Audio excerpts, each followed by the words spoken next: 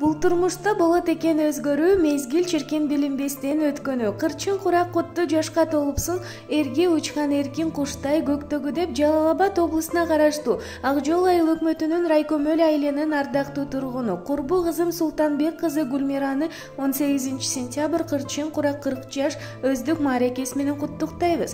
Туулган күнүң кут болсун, каалаган оюң бүт болсун. Сен баскан жолдорду Кудайым өзү колдосун.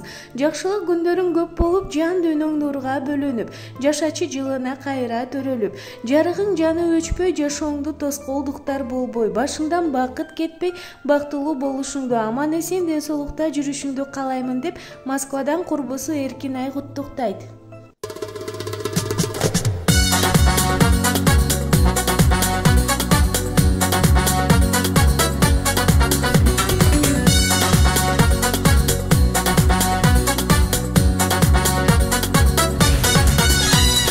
Жылмайышы ырырдалсын бирге жашарып, жан дүйнөбүз аппак болуп бирге тазарып.